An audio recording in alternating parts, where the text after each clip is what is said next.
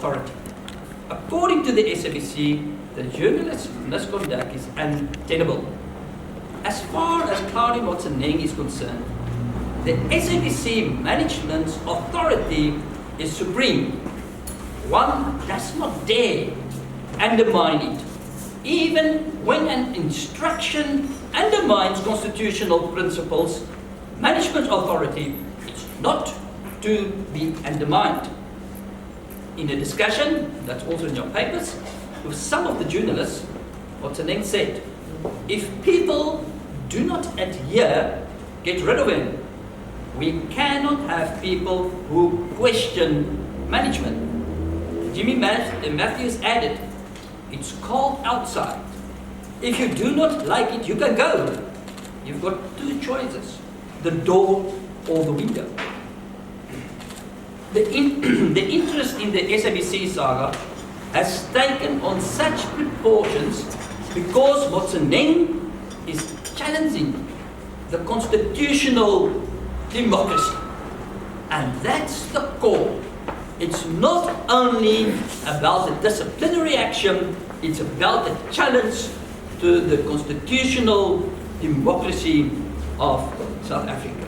But in recent times, democratic institutions have entered the fray in full scale. ICASA, a Chapter 9 institution, played its watchdog role and gave a ruling that the censorship instruction is unlawful. Of course, in reality, it means that the entire disciplinary process is unlawful as well. But civil society stood up in full force. Dozens of civil organizations took a stand against this type of democracy of power. The power of civil society to achieve a balance of power again came to the fore. Protests are being held, letters are being written, social media campaigns are being launched, and people are going to court. The journalists have filed an application for direct access to the Constitutional Court. The Helen Suzman Foundation approached the High Court, and Solidarity is in the Labour Court today. Motsoeneng will discover that it is not so easy to hide behind cozy political ties in court. In the days and weeks to come, a battle between the constitutional democracy and the democracy of power will come to a head both inside the courts and on the outside. However, this will not be the first battle, nor will it be the last one. The constitutional democracy will win and Motsoeneng will lose. The one thing Motsoeneng managed to achieve was to unite South Africans across many boundaries around constitutional principles.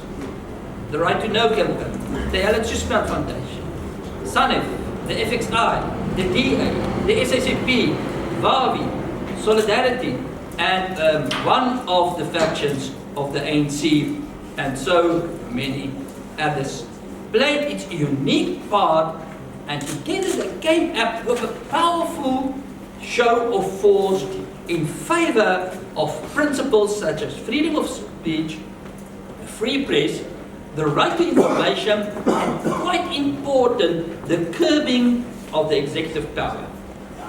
This court case is not journalists versus the SABC, but Claudia Motsoeneng versus the democracy of South Africa.